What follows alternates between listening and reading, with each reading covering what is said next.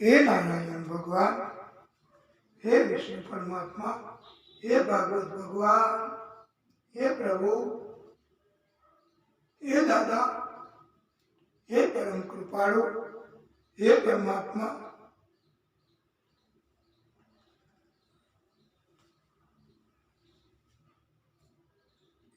हे दादा,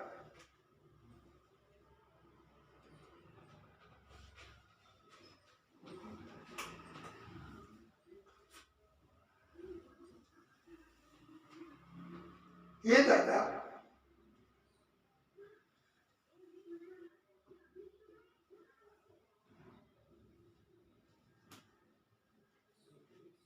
हे ईश्वर, हे दीनानाथ,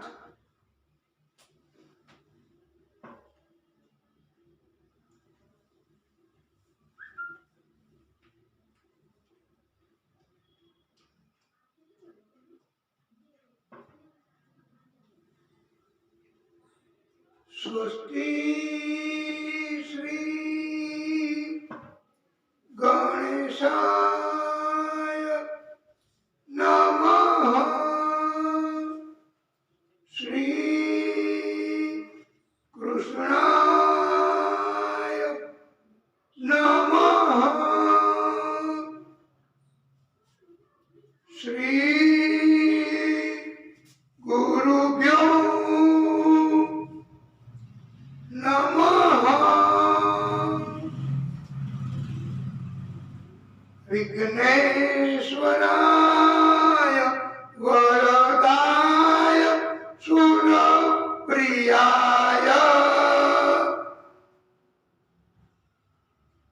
लंबोदराय सकलाय जगत्पिताय नागाननाय शुचि यज्ञविभोक्तसुताय गौरी सुताय गणनाथ नमोस्तुते।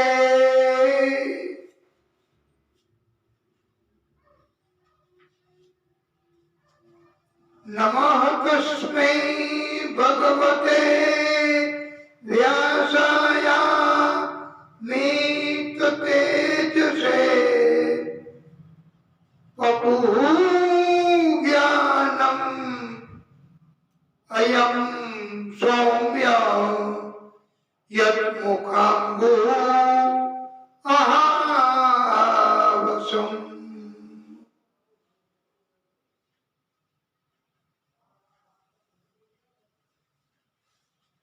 ॐ व्यासाय नमः। वासुदेव सुतं देवं कंसचाणूरमर्दनम्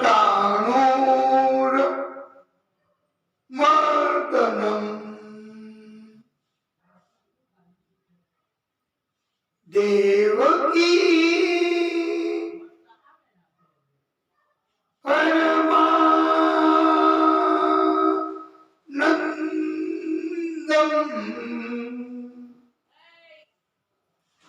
कृष्णं वन्दे जगद्गुरुम्।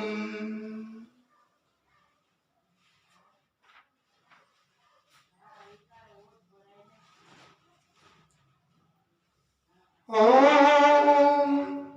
सर्वमङ्गल माङ्गल्ये शिवे सर्वार्थ साधिके शरण्ये त्र्यंबके गौरी नारायणी नमोस्तुते।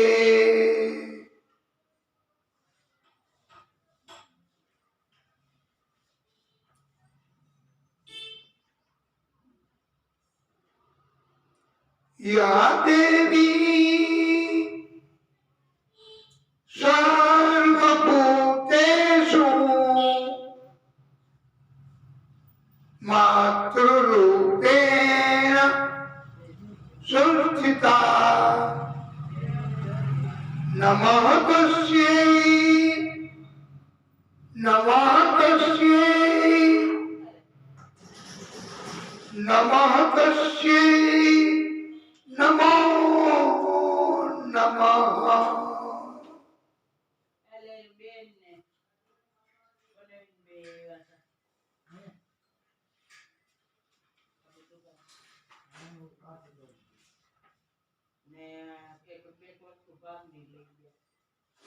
ओम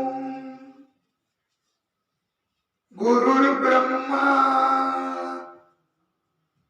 गुरुर्विष्णु गुरुर्देवो महेश्वरः गुरुर्साक्षात् परं ब्रह्म तस्मै श्री गुरुवे नमः।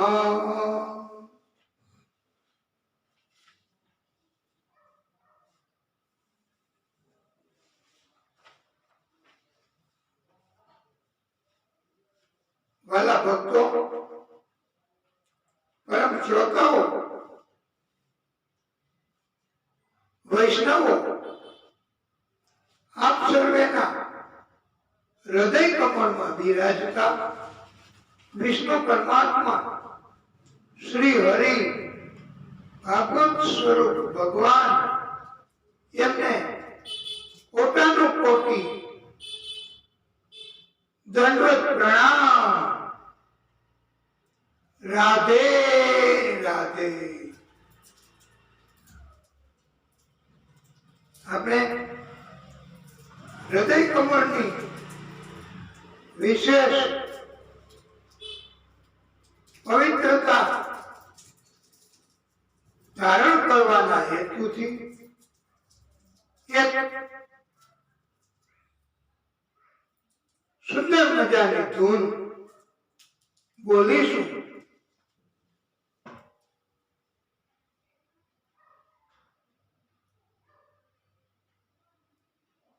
गोवर्धन मां श्रीनाथ जी मार्ग मां श्रीनाथ जी मानसी गंगा मां मनहरता श्रीनाथ जी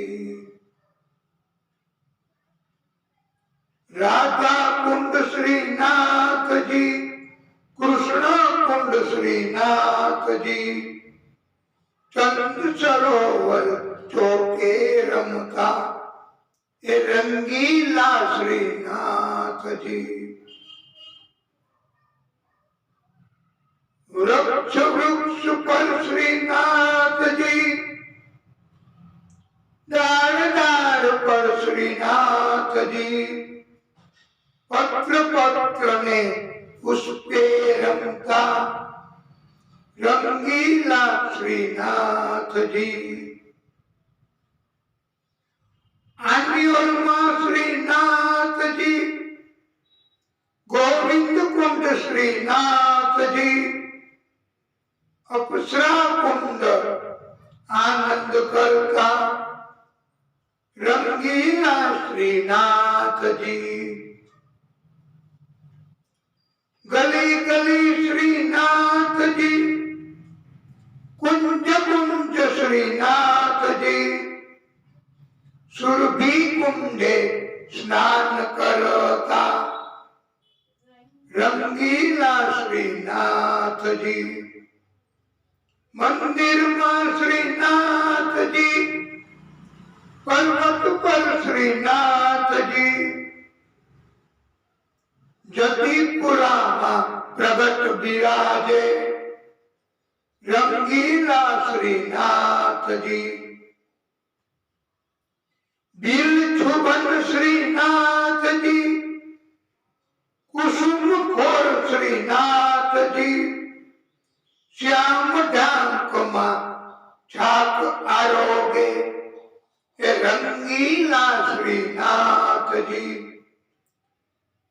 રુદ્રકુંડ શ્રીનાથજી હરજી કુંડ શ્રીનાથજી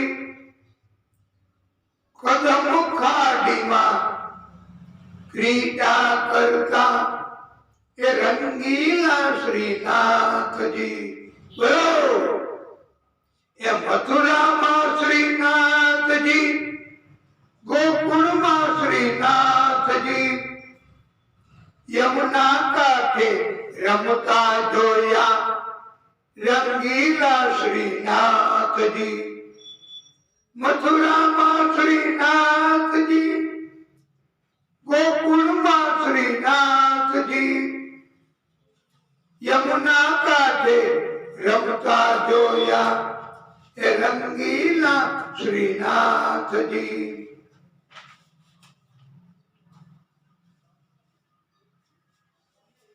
બોલીએ ભાગવત સ્વરૂપ ભગવાન કી જય.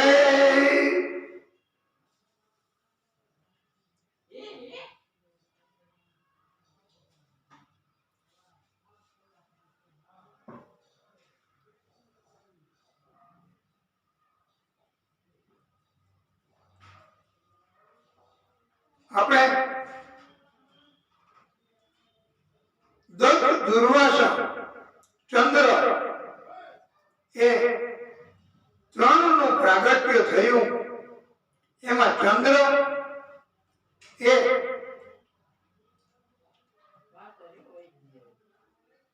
બ્રહ્માજીએ બ્રાહ્મણનો એને અધિપતિ બનાવ્યો છે. ઔષધિઓનો પણ અધિપતિ બનાવ્યો છે. નક્ષત્રોનો પણ અધિપતિ બનાવ્યો છે. આ ચંદ્ર એમણે ત્રણેય લોકને જીતી લીધા છે તથા રાજસૂય યજ્ઞ પણ કર્યા છે. આ ચંદ્રનું રૂપ અદ્વિતીય હતું. એને રૂપનું અભિમાન પણ હતું. આ ચંદ્રના પિતાના પિતા એ બ્રહ્માજી છે. એટલે બ્રહ્માજીના દીકરાનો દીકરો આ ચંદ્ર. દેવોના ગુરુ બૃહસ્પતિની પત્ની તારા એ ચંદ્ર તરફ આકર્ષાણી છે અને ચંદ્ર એ તારાને ઉપાડી ગયો છે. હવે બૃહસ્પતિ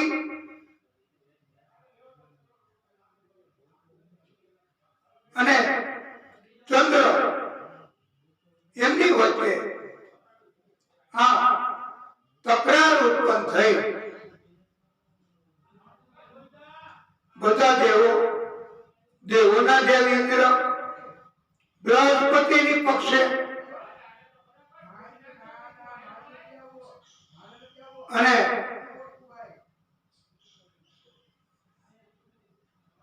બૃહસ્પતિ ના પક્ષે ઘણું બળ વધારે હતું. ન્યાય નીતિ પણ બૃહસ્પતિની તરફે હતા. તારા બૃહસ્પતિની પત્ની એને કઈ ઉપાડી દેવાય. આથી ચંદ્રનું આ કૃત્ય અપરાધયુક્ત તો કહેવાય જ. બ્રહ્માજીએ ચંદ્રને સમજાવ્યો અને ચંદ્ર માની ગઈ. તારાને શોધી આપી. પણ આ સમયે તારા એ પ્રેગ્નન્ટ હતી. એમને ગર્ભ હતો. ત્યારે ચંદ્ર કહે કે એ સંતાન એ મારું કહેવાય. બૃહસ્પતિ કહે એ સંતાન મારું કહેવાય. પછી બંને વચ્ચે તકરાર થઈ. બ્રહ્માજીએ નિર્ણય કરવા તારાને ખાનગીમાં પૂછ્યું કે આ બાળક કોનું છે, ત્યારે તારાએ કહ્યું કે ચંદ્રનું. એટલે એ સંતાન ચંદ્રને સોંપ્યું. ચંદ્રએ ઈ સંતાનનું નામ બુદ્ધ રાખ્યું છે. બુદ્ધના લગ્ન ઈલા નામની સુંદર કન્યા સાથે આ ચંદ્રએ કરાવ્યા છે અને એક પુત્ર જન્મ થયો. એને પુરુરવા એલ ના નામથી ઓળખવામાં આવે છે. હે પરીક્ષિત, અગાઉના જન્મમાં આ પુરુરવાને ગુરુની પુત્રીએ કહેલું કે મારી સાથે વિવાહ કરો, ત્યારે એમણે ના પાડી.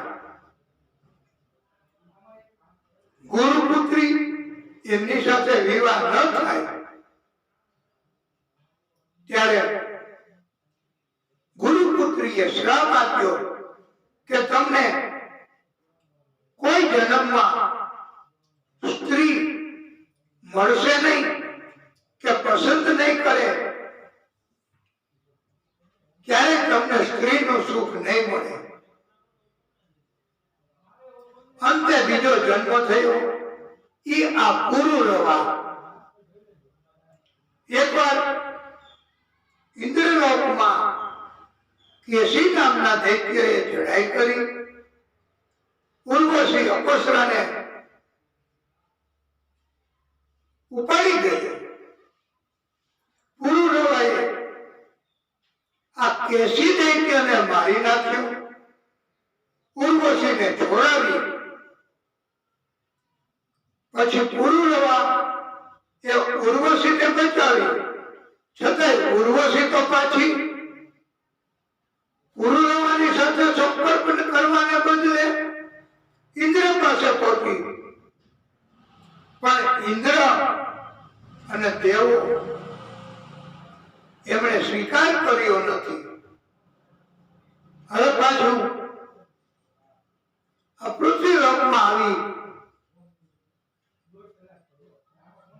પણ હજુય આ ઉર્વશી પુરુરવા પાસે જતી નથી.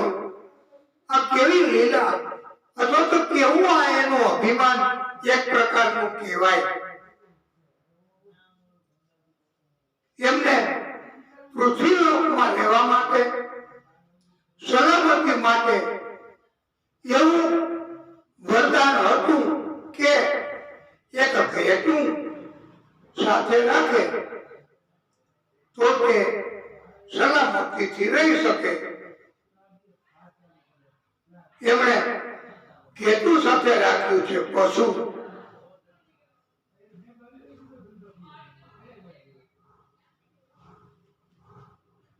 ઉર્વશી પાસે એ દરમિયાન નારદજી પ્રગટ થયા છે. પુરુરવાના ઘણા વખાણ કર્યા, એમની કથા સંભળાવી. ઉર્વશી હવે પુરુરવાને મળી અને પુરુરવા સાથે લગ્ન કરવાનો પ્રસ્તાવ મૂક્યો. એમને અગાઉના જન્મનો શ્રાપ હતો તે યાદ હતું, છતાંય પ્રભુની ઈચ્છા, પ્રભુની કૃપા એમ માનીને એ લગ્ન કરવા તૈયાર થયો. ઉર્વશી અને પુરુરવાના લગ્ન થયા. સપ્તપતિ 7 પ્રતિજ્ઞાઓ લઈને વિધિપૂર્વક લગ્ન કર્યા. ઇન્દ્રને દેવોને ખબર પડી કે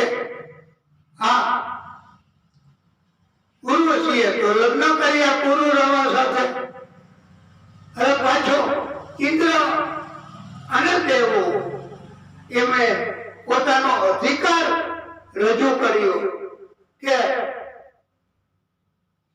આ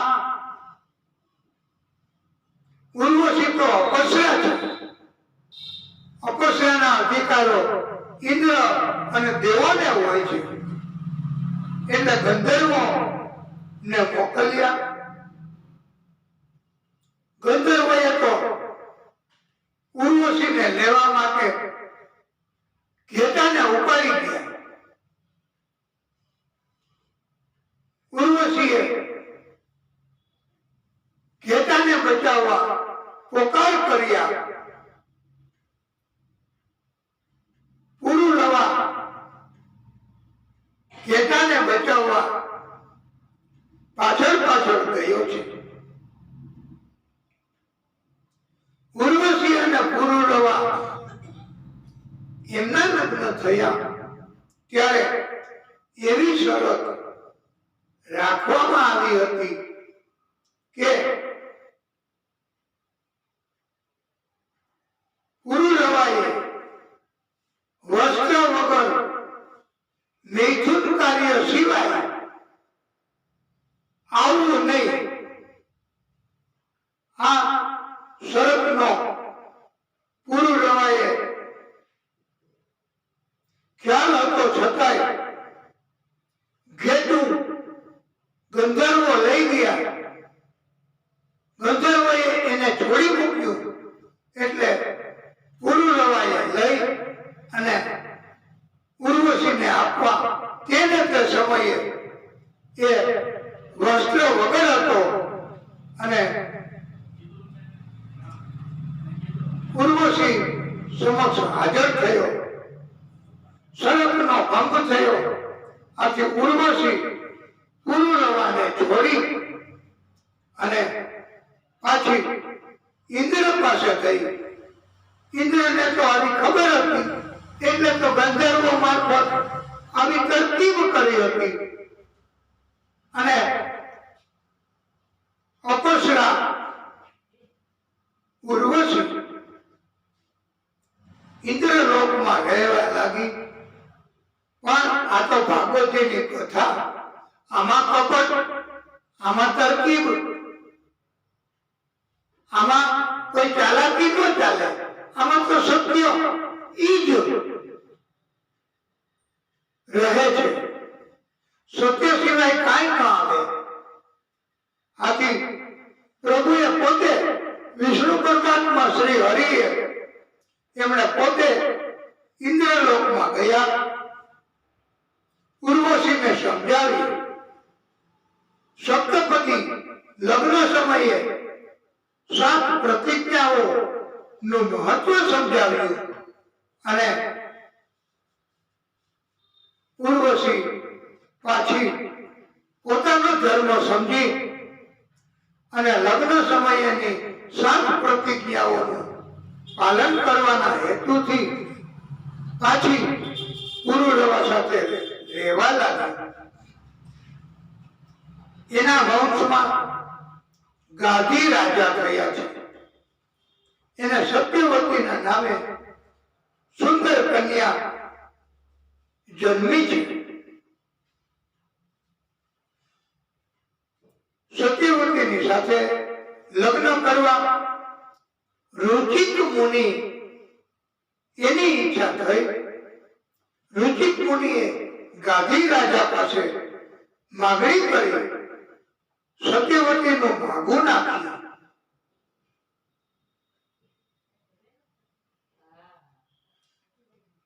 રુચિક મુનિ પાસે આ ગાદી રાજાએ એક બાજુ કાળા કાન એવા ધોળા રંગના 1000 અસુરો ઘોડાઓ ની માગણી કરી, તો તમારા લગ્ન સત્યવતી સાથે કરાવીશું. રુચિક મુનિ તો મૂંઝવણમાં મુકાયા. હવે વરુણ દેવ પાસે ગયા.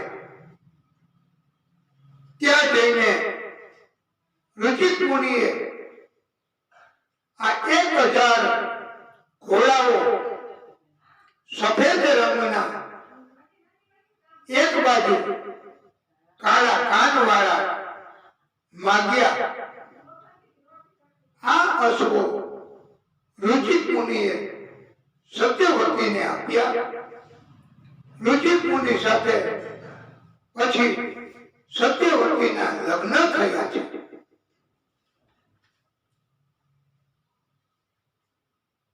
સત્યવતીના પુત્ર જમદગ્નિ, એના લગ્ન રેણુની પુત્રી રેણુકા સાથે થયા છે.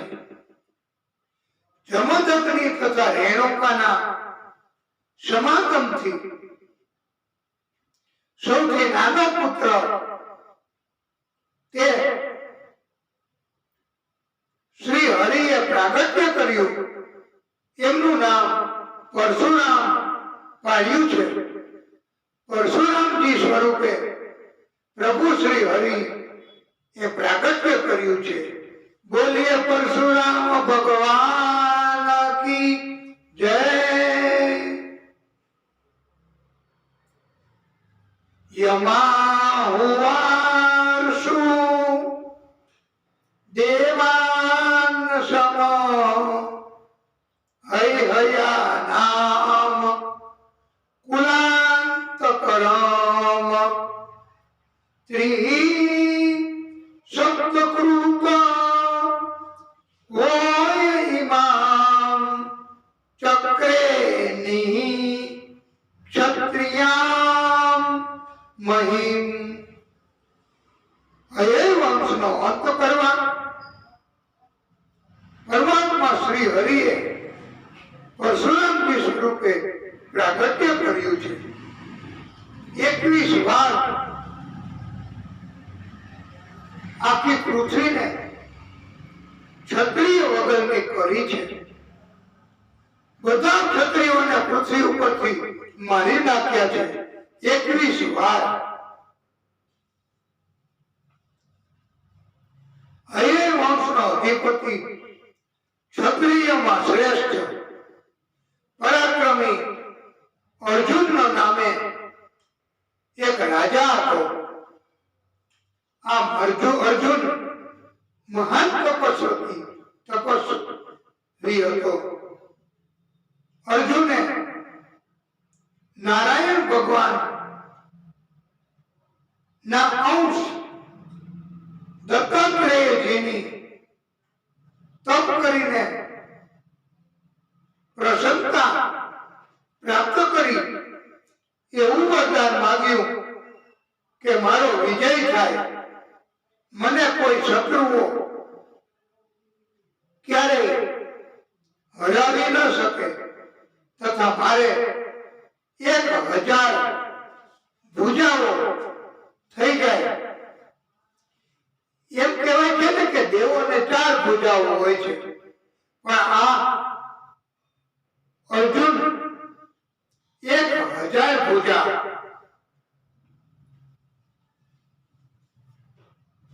ઘણા શંકા પણ કરે છે ભક્તો શ્રોતાઓ કે 1000 હાથ તો પછી ક્યાં રોકાણા? 500 આ બાજુ 500 આ બાજુ, આમ કેમ રહેતું હશે? કેમ રહી શકાય? આવું કઈ હોય નહીં. પણ વાલા ભક્તો,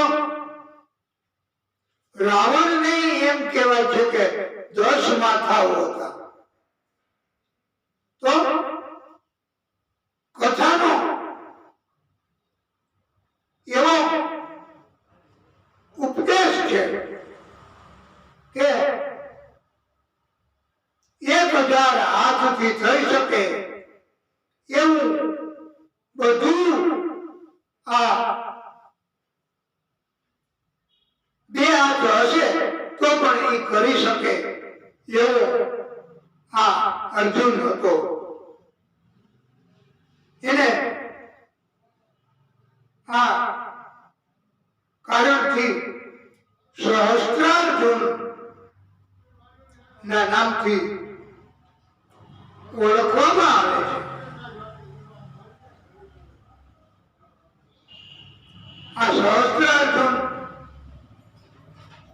પોતાના ગળામાં વૈજયંતી માળા ધારણ કરીને, વૈજયંતી માળા એટલે ચણોથીની માળા, એ નાની નાની લાલ લાલ ચણિયા બોર કરતા નાની અને કાળું ટપકું હોય એવી એને ચણોથી કહેવાય છે.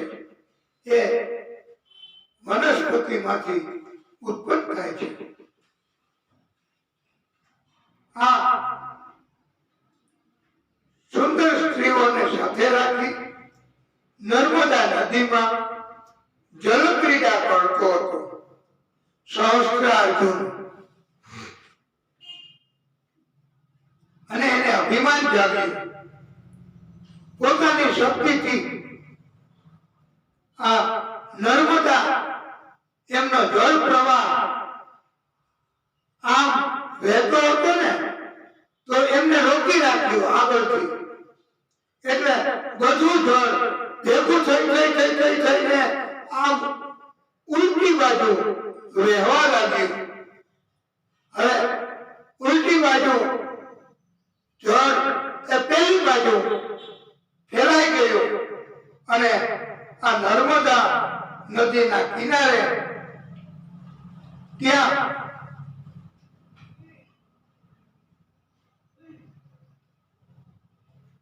રાવણ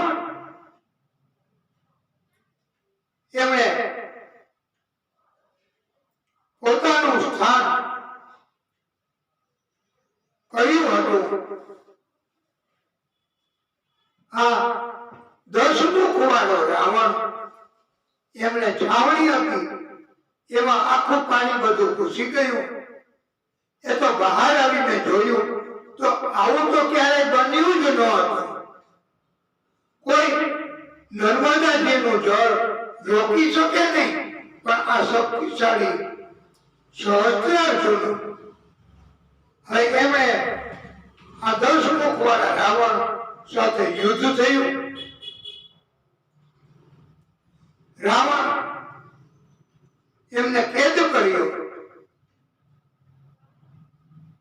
પુલસ્ત્ય મુનિને જાણ થઈ એટલે સહસ્ત્રાર્જુનને વિનંતી કરી આ 10 મુખ વાળા રાવણને મુક્ત કરાવ્યો, છોડાવ્યો, કેદ મુક્ત કરાવ્યો. સહસ્ત્રાર્જુન અને 10 મુખ વાળો રાવણ બંને આવા પરાક્રમી. એકવાર સહસ્ત્રબાહુ અર્જુન જંગલમાં શિકાર કરવા નીકળ્યો, થાક્યો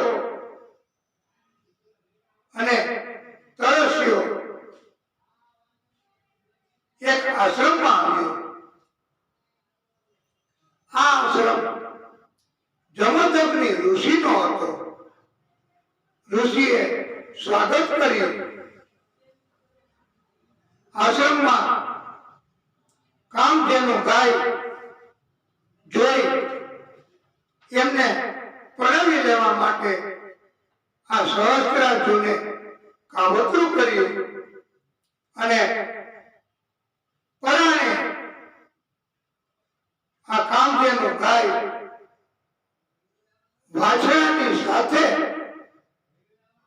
લઈને આ અર્જુન મહાસમતી નગરીમાં લઈ આવ્યો.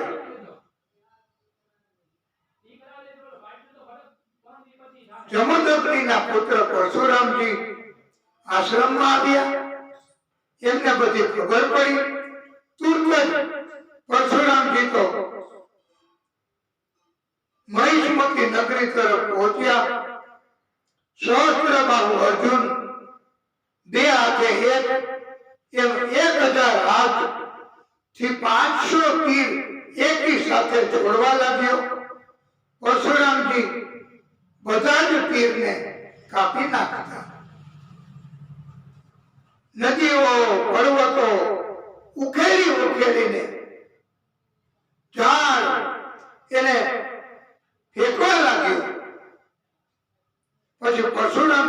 ગુસ્સો વધ્યો. એમણે અર્જુનને પકડી એમનું માથું કાપી નાખ્યું પરશુથી. આ દ્રશ્ય સહસ્ત્રાર્જુનના પુત્રો એમણે દૂરથી જોયું અને એ તો ભયથી નાસી ગયા. પોતાનો જીવ બચાવીને પરશુરામજી કામધેનુ ગાય વાછરડાને લઈને આવ્યા. ઋષિ એ કહ્યું, બેટા, રાજાને મરાય નહીં, પણ પ્રાયશ્ચિત કર્મ કર્યું.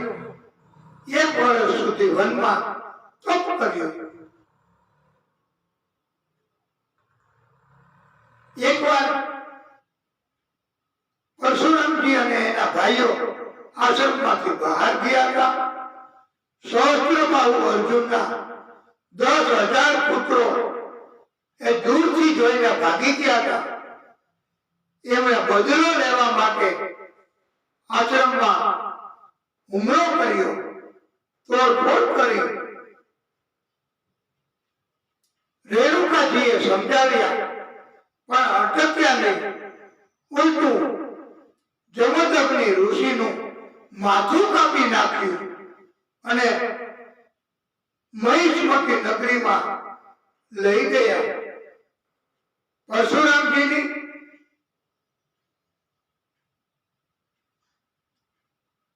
એ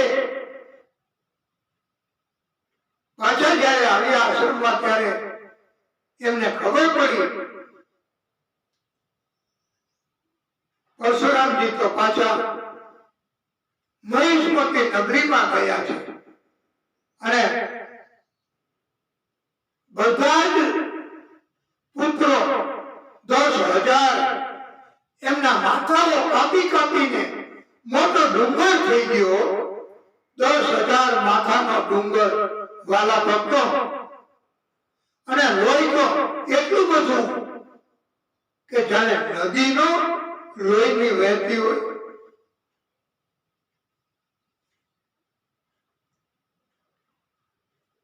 પરશુરામજી એમણે પોતાના પિતાનું મસ્તક લઈ પાછા આશ્રમમાં આવી ઋષિના શરીર ઉપર પધરાવી ભગવાનની કૃપાથી પિતાને જીવિત કર્યા. આના ઉપરથી એમ લાગે છે કે પરશુરામજી એ પણ સજીવન કરવાની વિદ્યા જાણતા જ હશે. પછી એકવાર કદાચિત રેણુકા પાતા ગંગાયામ પદ્મ માલિનમ ગંધર્વ રાજમ ક્રીડંતમ અપ્સરોભિઃ પશ્યત. ગંગા કિનારે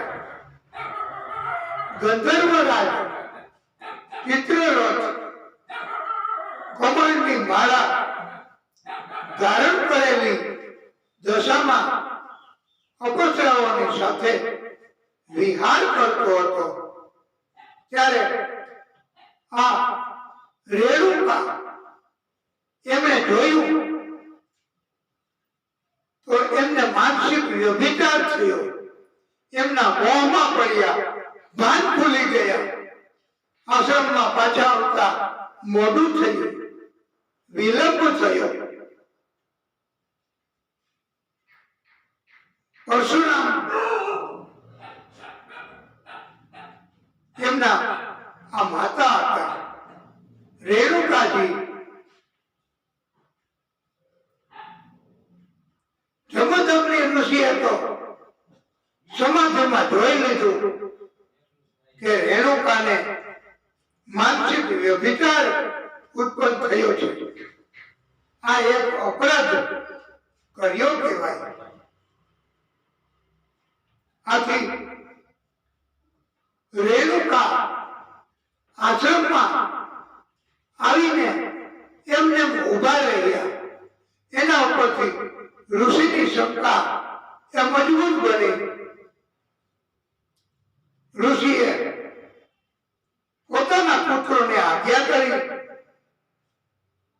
કે તમારી માતા રેણુકાએ અપરાધ કર્યો છે, એને તમે મારી નાખો. પિતાની આજ્ઞા માની નહીં પુત્રોએ. ત્યાં પરશુરામજી આવ્યા આશ્રમમાં. પરશુરામજીને પિતાએ હુકમ કર્યો કે તમારી માતા અને આ તમારા ભાઈઓ એમણે અપરાધ કર્યો છે, માટે એ ભાઈઓ અને માતા બંનેને મારી નાખો બધાને. એટલે પરશુરામજીએ તો તરત પિતાની આજ્ઞાનું પાલન કર્યું અને મસ્તકો કાપી નાખ્યા. આવી આજ્ઞા કરે તો પણ પિતાની આજ્ઞાનું પાલન કરવું એમ ભાગવતકારો કહેવામાં આવે છે. અને આના કારણથી પણ પરશુરામજી એમને કઈ નુકસાન નથી થયું. વાલા ભક્તો, પરશુરામજી એમને તો ઉલટાનો આના કારણથી વરદાન પણ મળ્યું છે અને પ્રભુની કૃપાથી પાછું જેવું હતું એવું થઈ ગયું છે. પિતાની આજ્ઞા પાળવાનું તો કળિયુગમાં હવે ક્યાં રહ્યું, પણ મોટે ભાગે પિતાની પાસેથી જેટલું લઈ શકાય એટલું સંપત્તિ લઈ લેવી બસ. પછી પિતાને જયારે ઘટપણ આવે કે જરૂર પડે તો એની સેવા ન કરવી, આવું કળિયુગમાં મોટે ભાગે હોય છે. પણ આ તો શ્રી હરિએ પ્રાગટ્ય કર્યું છે પરશુરામજી સ્વરૂપે. એમણે આવું પિતાની આજ્ઞાનું પાલન કર્યું. પિતાએ ખુશ થઈને વરદાન આપ્યું અને પરશુરામજીએ માગ્યું કે મારી માતા અને ભાઈઓને ફરી જીવતા કરો. એમને એવું સ્મરણ પણ ન થાય કે એમની કતલ હત્યા મેં કરી હતી, નહીતર જીવન પર્યંત આવું વૈમનસ્ય રહેશે. આથી આવું પણ કરી આપ્યું છે પિતાએ. પિતા પણ તપસ્વી છે, જમદગ્નિ મોટા ઋષિ હતા. વાલા ભક્તો, આ ઘટના ઉપરથી એમ કહેવાય છે કે પિતા એની જો સેવા કરવાનો અવસર મળે તો ક્યારેય ચૂકવું નહીં. કારણ કે પિતાની સેવા કરવી, પિતાનું વચન પાળવું તો એનાથી કઈ નુકસાન નથી. સંતાનો બેકાર ન બની જાય. પિતા એમની પાસે જે કઈ હોય એમાંથી સંતાનોને રાજી થાય અને બધું આપે છે. આ પુરુરવાના વંશમાં અર્ક રાજા એમણે 66,000 વર્ષ યુવાન રહીને પૃથ્વીના બધા ભોગોને ભોગવ્યા છે. પુરુરવાનો પુત્ર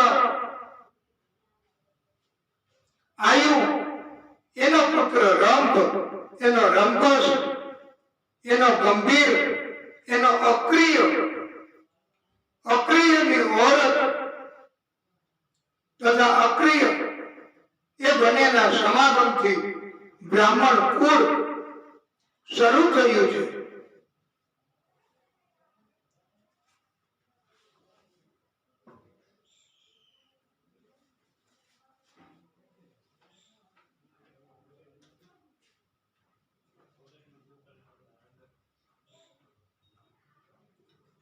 આ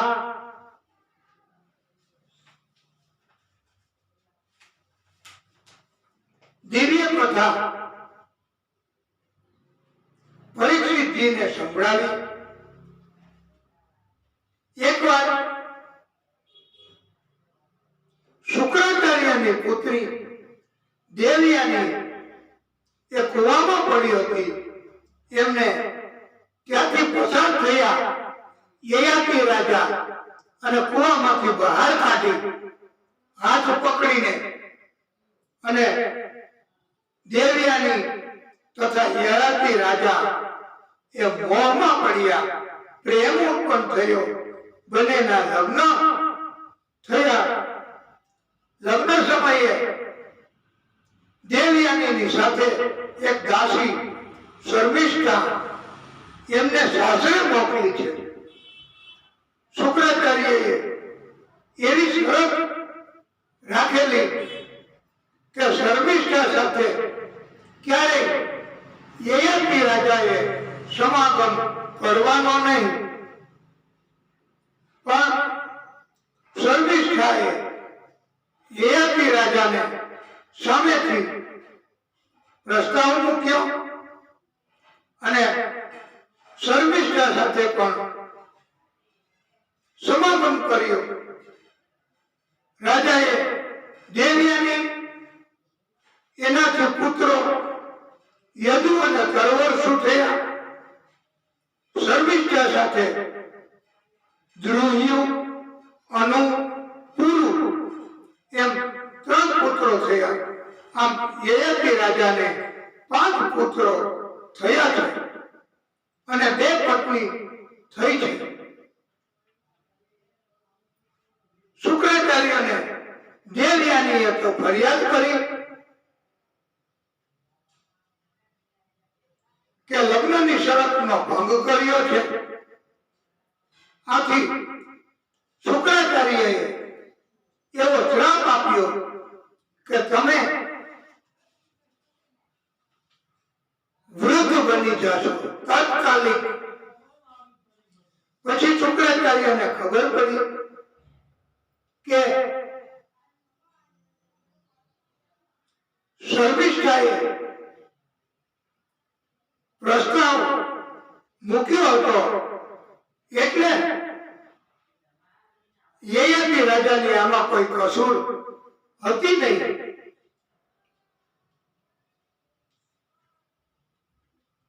આથી શુક્રાચાર્યએ શ્રાપને હળવો કર્યો. એમાં થોડો સુધારો કરી આપ્યો, એમેન્ડમેન્ટ કરી આપ્યું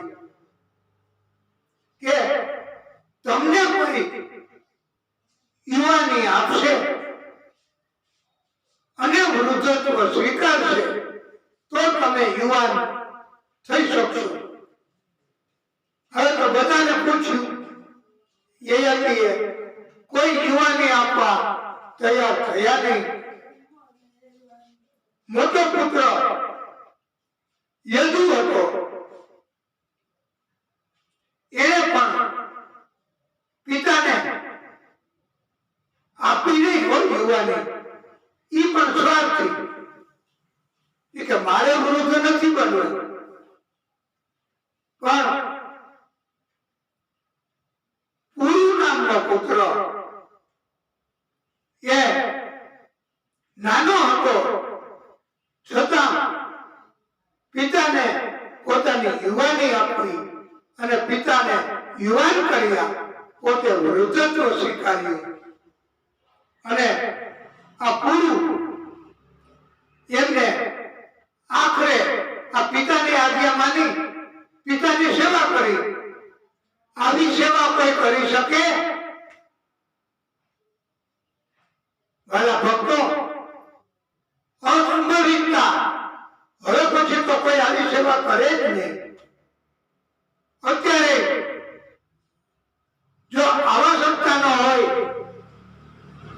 જેવા. તો માતા પિતા એમને અહીંયા જ ગઢપણમાં સ્વર્ગનો આનંદ મળે, વૈકુંઠ ધામ અહીંયા જ બની જાય. કારણ કે આવા આધ્યાત્મિક સંતાનો એ કળિયુગમાં તો સંભવિતતા નથી, પણ છતાંય જો આવા સંતાનો માતા પિતાની સેવા કરવા વાળા, આજ્ઞાનું પાલન કરવા વાળા હોય તો એ સંતાનોને કઈ નુકસાન નથી થતું. મારા ભક્તો સેવા કરે, પિતાની આજ્ઞાનું પાલન કરે, પિતા તરફ કુરબાની કરે, પોતાના સુખ. અત્યારે તો પૈસા કમાવામાંથી કોઈને સમય નથી મળતો. ક્યાંથી સમય મળે? નસીબમાં હોય તો સેવા માતા પિતાની કરી શકાય, ગુરુની, સંતોની કરી શકાય. નહીતર નસીબમાં ન હોય તો આ ધર્મના પુણ્યોની એક અસર છે વાલા ભક્તો. અને પૂરું એમણે આટલી કુરબાની કરી, આટલી સેવા કરી, એના કારણથી પિતાએ એમને નાનો હોવા છતાંય રાજા બનાવ્યો છે. નહીતર પિતા પછી ગાદી પ્રાપ્ત કરવાનો અધિકાર મોટા પુત્રને હોય છે.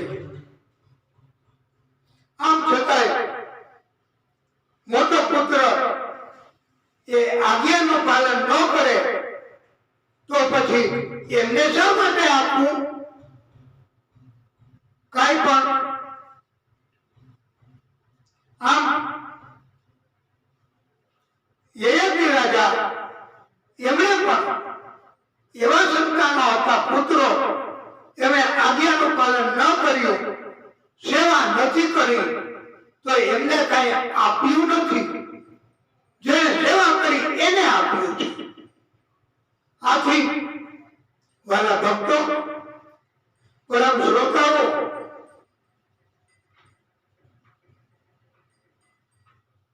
પોતાની સંપત્તિમાંથી કોઈ વ્યક્તિ સેવા કરે, એ સંતાનને બધું આપે તો એ કઈ ખોટું નથી. સરખા ભાગ આપવા એવો કોઈ નિયમ નથી, એવો કોઈ કાનૂન નથી. પિતાને ઈચ્છા થાય એને પોતાની સંપત્તિ પોતે મેળવેલી હોય એ ઈચ્છા પડે એને આપી શકે. પછી સંતાન પોતાના ન હોય તેમ છતાંય પોતાની સંપત્તિ હોય એ પિતાએ બીજા કોઈને આપવી હોય ને તો પણ બીજાને આપી શકે, એવો કાનૂન છે. સેલ્ફ એક્વાયર્ડ પ્રોપર્ટી એ પિતા ગમે તેને આપી શકે, એમાં કોઈ વાત નથી. આમ પુરુને રાજા બનાવ્યો અને ઉલટાનો શ્રાપ આપ્યો છે યદુને, મોટા પુત્રને, કે તે મારી સેવા નથી કરી, મારી આજ્ઞાનું પાલન નથી કર્યું, મારું સુખ શેમાં છે એને સંતોષવાના પ્રયત્ન નથી કર્યા, માટે હું તને મારો વારસદાર તો નથી ધરાવતો, પણ એવો શ્રાપ આપું છું કે તારા વંશમાં કોઈ રાજા નહીં થાય. આમ યદુના વંશમાં સમય જતા જતા કૃષ્ણ એમને પ્રાગટ્ય કર્યું છે. એટલે તો કૃષ્ણ ક્યારે એમના કાળ દરમિયાન સમય દરમિયાન કોઈ પણ જગ્યાના રાજા બન્યા નથી હો. અને એટલે દ્વારકાના રાજા બન્યા છે એમ ન કહી શકાય. કૃષ્ણએ હંમેશા અને કંસને માર્યા પછી એ આપણે પછી કથામાં કહેશું કે કૃષ્ણ એમના નાનાને રાજ્ય સોંપ્યું હતું કંસનું. અને ભોગ ભોગવવાથી સંતોષ મળતો નથી. ક્યારે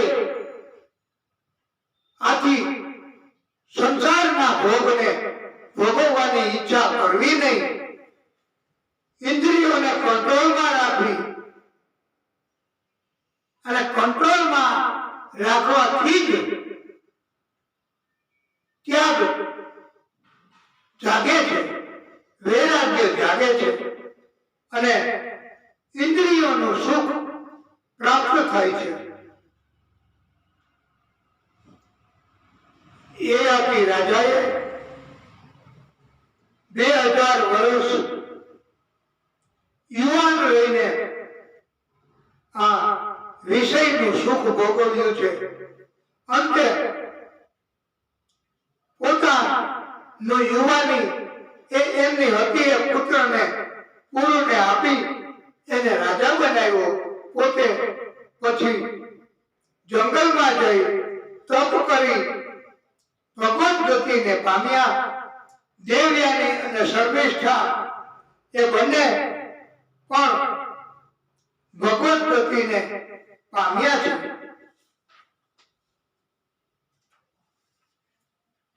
અને એવો ઉપદેશ આપવામાં આવ્યો છે કે અમુક ઉંમર થાય જેમ કે 40-50 વર્ષ તો પછી ભોગ ભોગવવાનું અને ઇન્દ્રિયોનું સુખ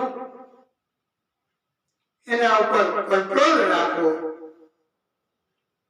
યયાતિના વંશમાં દુષ્યંત ના નામે મહાન રાજા થયો છે અને એમની પત્ની શકુંતલા એમને ગંધર્વ લગ્ન કર્યા હતા. એક પુત્ર ભરત થયો છે.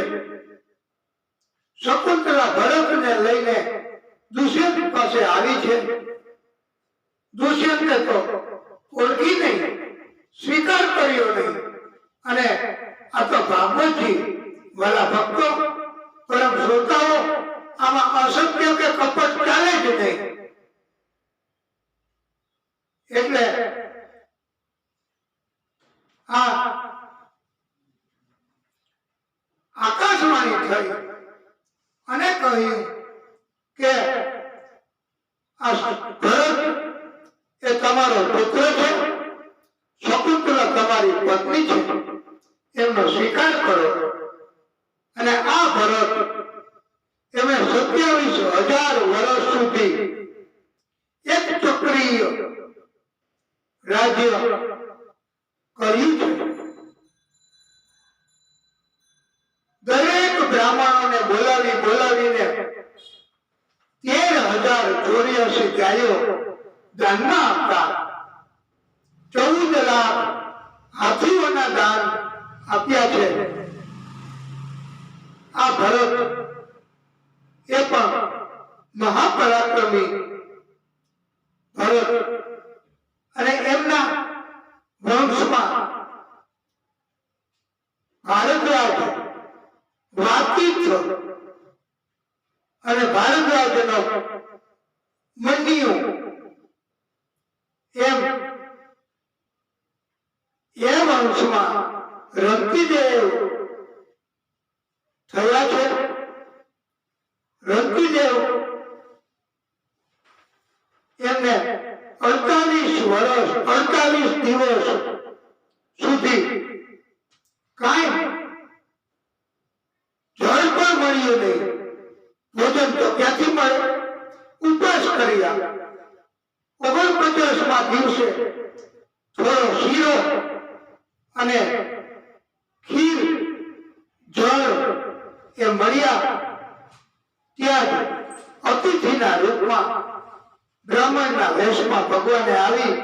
અને ખોરાક માંગ્યો, આપી દીધો.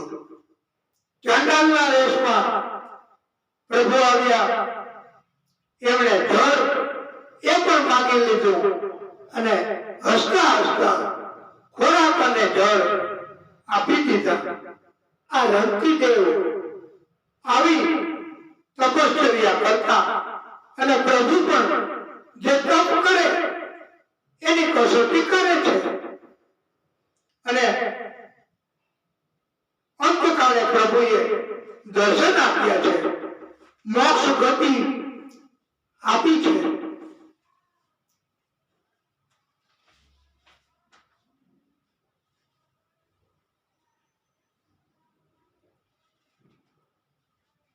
ભાગવતકારો કહે છે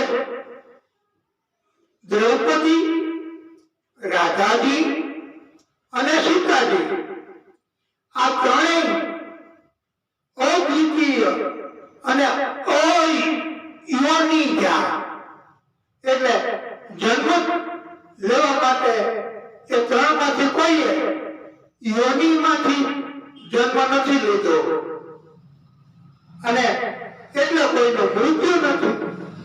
એટલે આપણે પણ કથા કહીએ છીએ તો એ રાજી થાય છે. અહીંયા પણ કથા સાંભળવા વધારી શકે છે.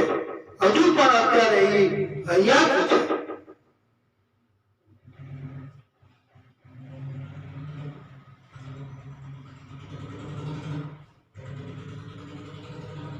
શંતનુ રાજા એની પણ કથા કહી કે કોઈ પણ વૃદ્ધને સ્પર્શ કરે તો વૃદ્ધ એ યુવાન બની જતા. આથી એને બધા શંતનુ ના નામથી ઓળખતા હતા. શંતનુના વિવાહ ગંગા સાથે થયા અને 7 પુત્રો ગંગા નદીમાં પધરાવી દીધા. 8મા પુત્રને પધરાવતા રોક્યા રાજાએ અને એ પુત્ર છોડીને ગંગાજી પાછા જતા રહ્યા. આ 8મા પુત્ર એ ભીષ્મ કહેવાના છે. આવી સુંદર મજાની કથા સુખદેવ પ્રભુએ સંભળાવી છે.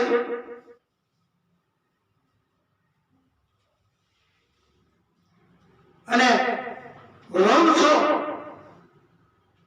રાજાઓ ક્યાં વંશમાં કેવા કેવા રાજાઓ થયા એમના વંશોની કથા, પરાક્રમની કથા પણ સંભળાવી છે. સહસ્ત્રાર્જુનનું માત્ર નામ લેવાથી જ ભક્તો ધનનો નાશ થતો અટકે છે, આમ ભાગવતમાં લખેલું છે. વ્યાસ ભગવાને વિસ્તાર કર્યો એમાં પણ લખ્યું છે કે સહસ્ત્રાર્જુનના નામનો પણ આવો પ્રભાવ હતો.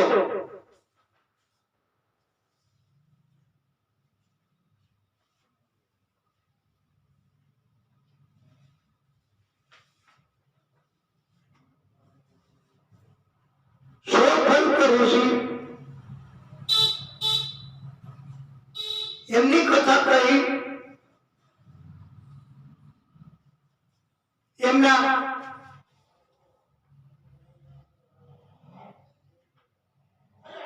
ગાંધીની સાથે લગ્ન થયા છે.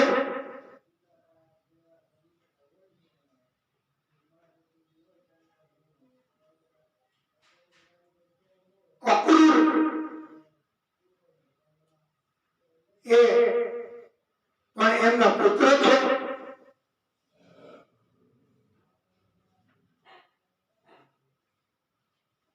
આ પછી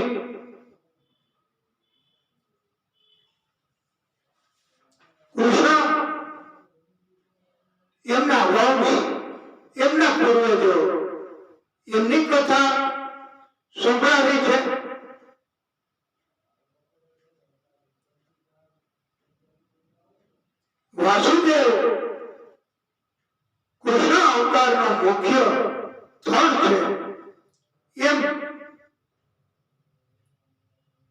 જ્ઞાન આપ્યું છે અને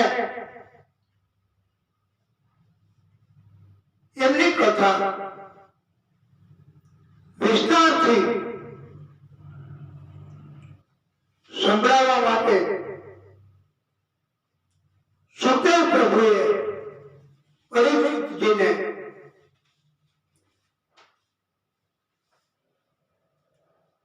કૃપા કરી છે.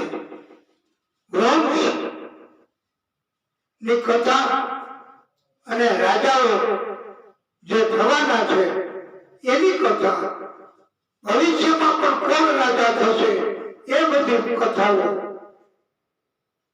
સુખદેવજીએ સંભળાવી.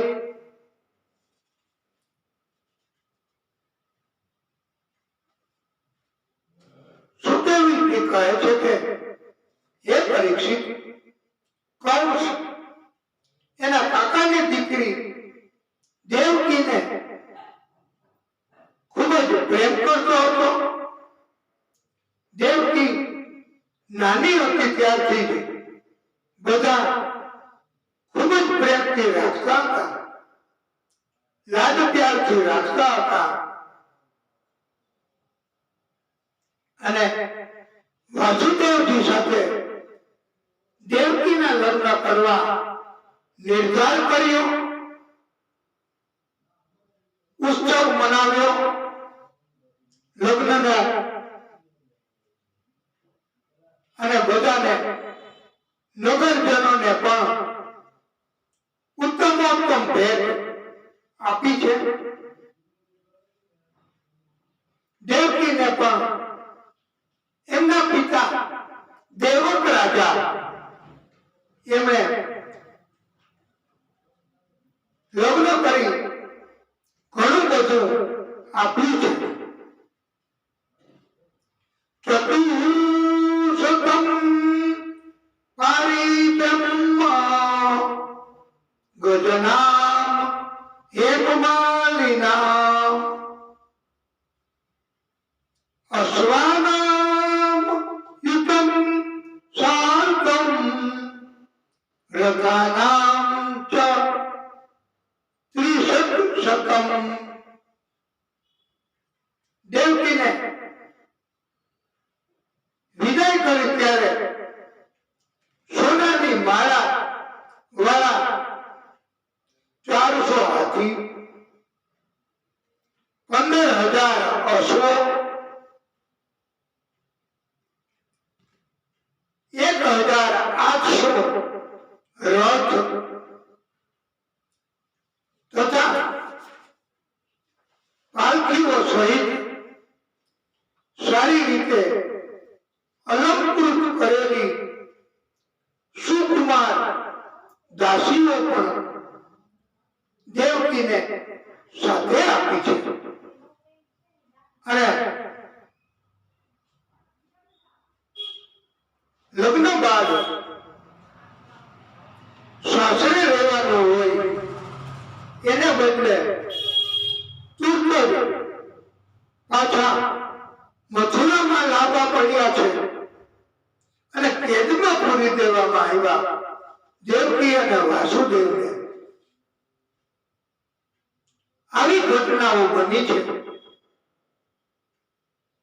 અને પ્રભુની લીલા આવી છે કે આટલો બધો પ્રેમ, એનો આવડો મોટો દરિયો પ્રેમનો એ તો સુકાઈ ગયો છે.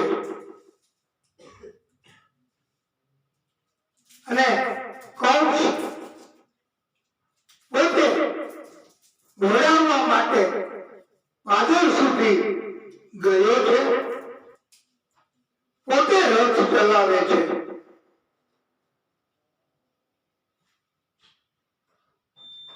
પાદરમાં આકાશવાણી સંભળાવી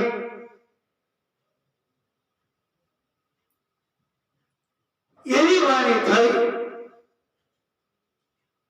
કે એ મૂર્ખ કંસ, તું જેને આટલો પ્રેમ કરે છે એ દેવકીનું 8મું સંતાન તારો કાળ છે.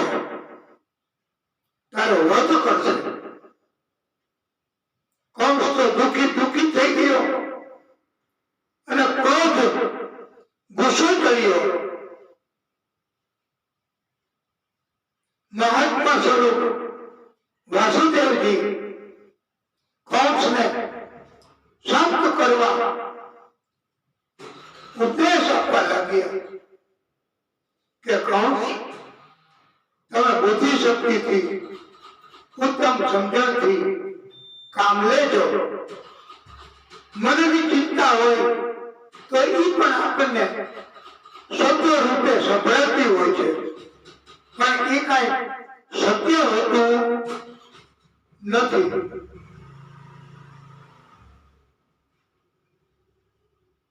આ દેવકી તો અબળા નારી છે,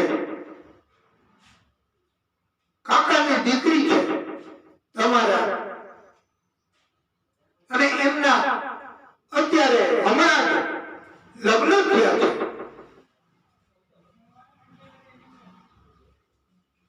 આવા સંજોગોમાં એમનો વધ કરવો એ બરાબર નથી.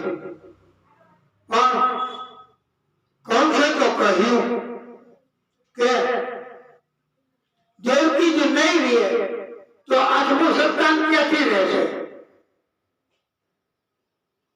ન રહેગા ઘાસ તો ન બજેગી બાંસુરી.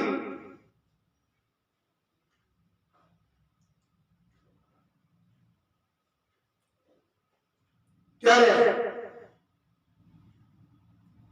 વાસુદેવજીએ કહ્યું કે આ દેવકી તો તમારો પ્રાણ નથી, તો પછી એને મારીને તમે શા માટે હત્યા કરો છો?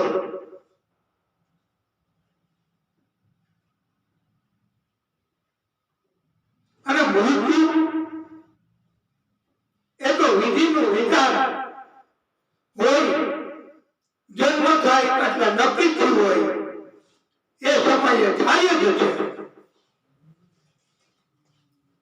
મૃત્યુ જન્મવતામ વીર દેહેન સહજાયતે અધ્યવા અબ્દ સંતેવા મૃત્યુ વૈહી પ્રાણીનામ ધ્રુવ.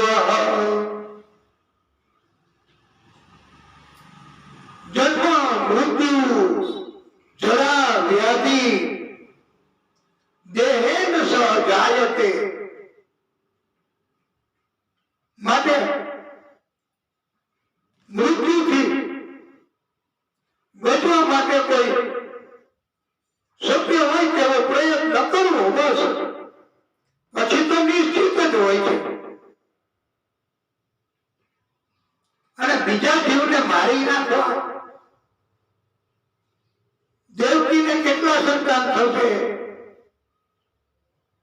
એમનું શું થશે, એ તો બધી વિધિના વિધાનની વાત છે. અત્યારથી ભયભીત થશો તો તમે પરાક્રમી ક્યાંથી કહેવાશો? દુનિયા તો એમ કહેશે કે તમે ભયભીત થયા અને તમે ભયના કારણે સ્ત્રીની હત્યા કરી. તમારી અપકીર્તિ ફેલાશે.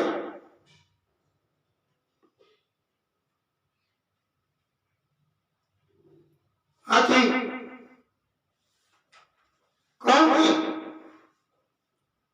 આખરે એમને યોગ્ય વાત લાગી કે મારું મૃત્યુ આ દેવકીથી તો નથી, એ તો મારો કાળ નથી, તો એને શા માટે મારવી? સવાલ એમના સંતાનોનો છે. તો વાસુદેવજીએ કહ્યું કે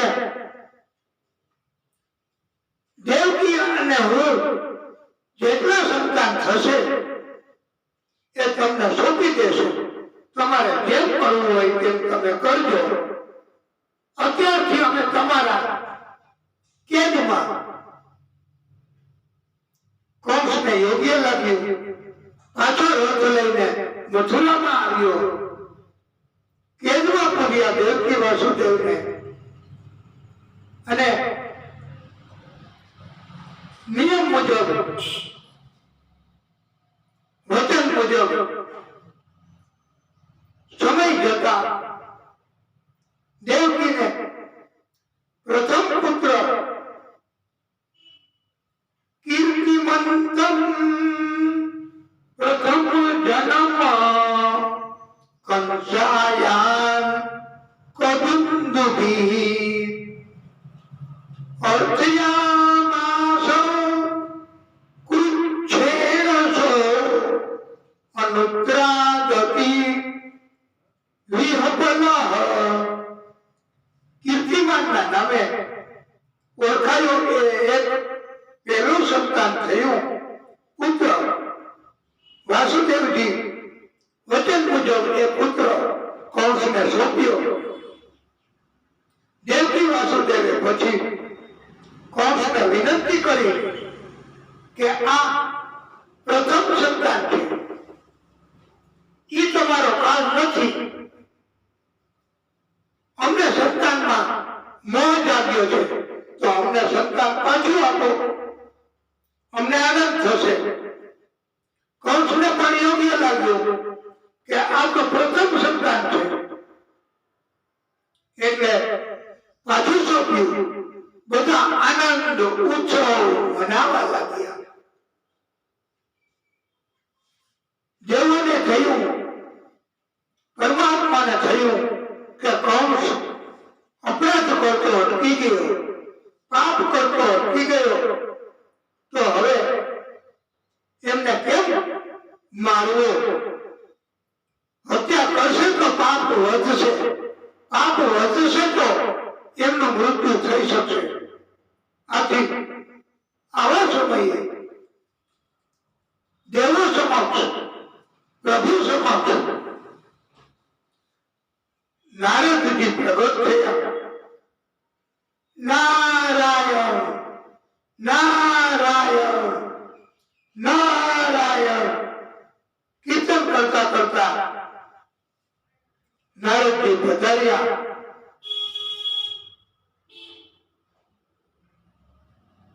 અને આજ્ઞા માંગી કે પ્રભુ આપ મને આજ્ઞા કરો, મને રજા આપો, હું એમની પાસે જાઉં અને એ કઈક જે વિધિનું વિધાન છે એ મુજબ કરે.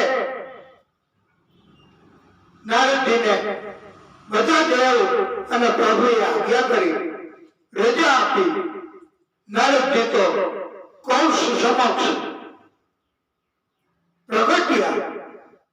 નારાયણ નારાયણ નારાયણ હરિ હરિ હરિ હરિ હરિ હરિ.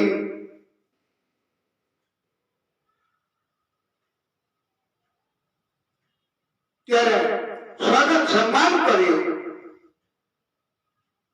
અને પૂછ્યું કે આ બધા શું ઉત્સવ મનાવે છે? ત્યારે કંસે કહ્યું કે એમને સંતાન પાછું આપ્યું છે, પ્રથમ દેવકીનું, એટલે બધા ઉત્સવ મનાવે છે. ત્યારે નારદજીએ કહ્યું કે એ તો બરાબર ઉત્સવ મનાવે, પણ મહારાજ તમે પણ ઉત્સવ બનાવો. આ તમે મોટું જોખમ લઈ રહ્યા છો. ત્યારે કંસે કહ્યું કે કેમ?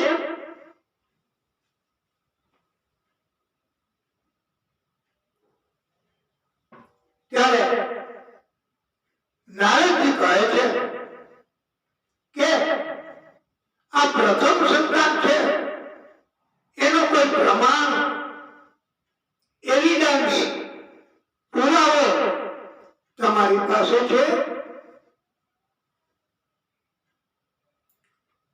કંસને તો શંકા થઈ.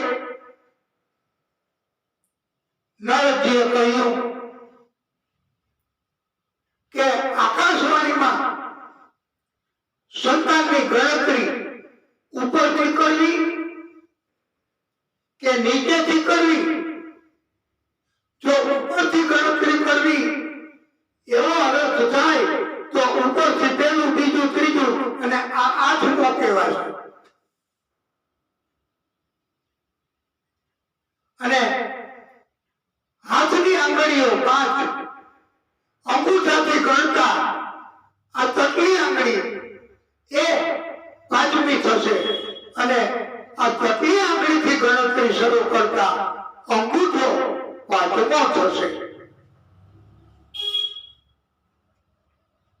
વધારામાં નારદજીએ અંતરિક્ષમાંથી 8 પાંખડી વાળું કમળ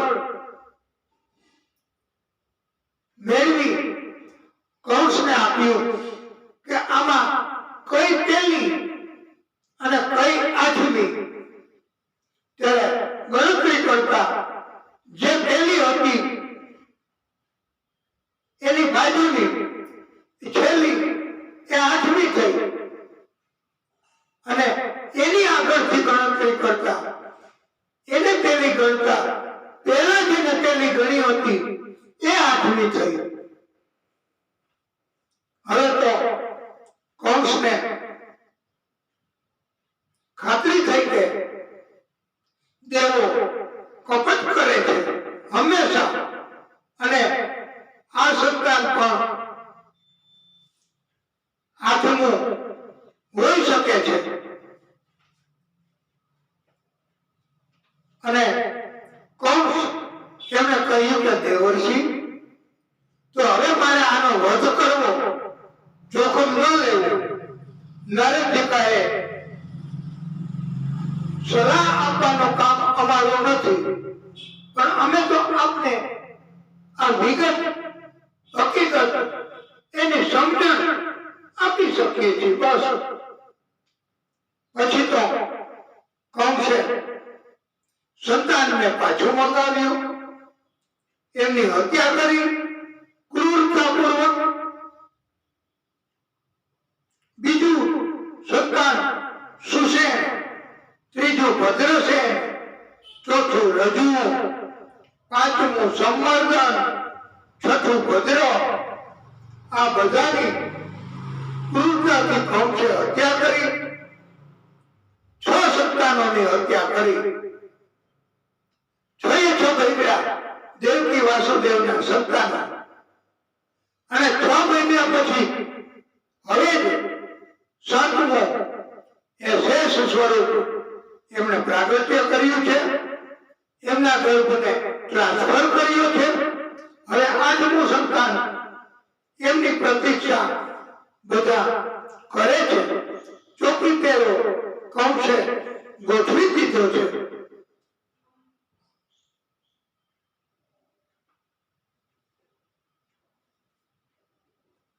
સમય પાકી ગયો.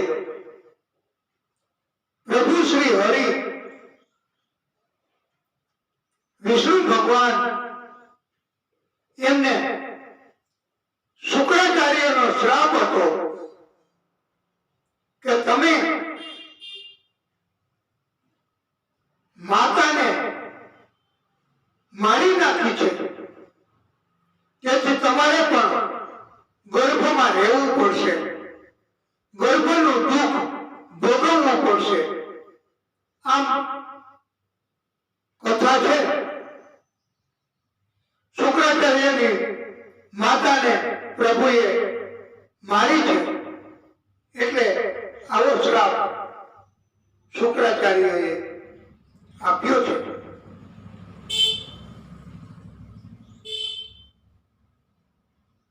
અને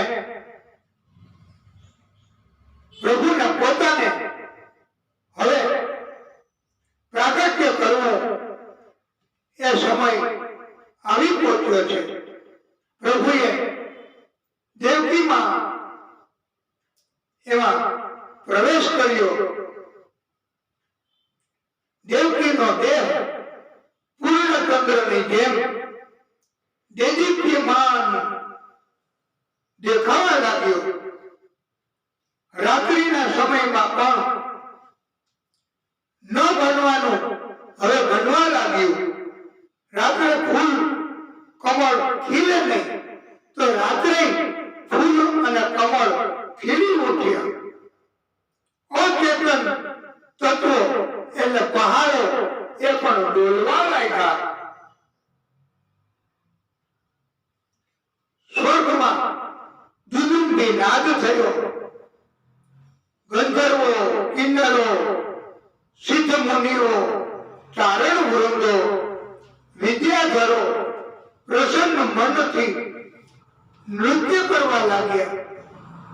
કંસને પણ અનુભૂતિ થવા લાગી કે દેવકીના ગર્ભમાં જીવ હવે આવી ગયો છે અને એ મને મારી નાખશે. કંસને એવો પણ વિચાર આવ્યો છે કે હજી દેવકીને અને એમના ગર્ભમાં રહેલ જીવ બંનેને મારી નાખું અને હું બચી જાઉં.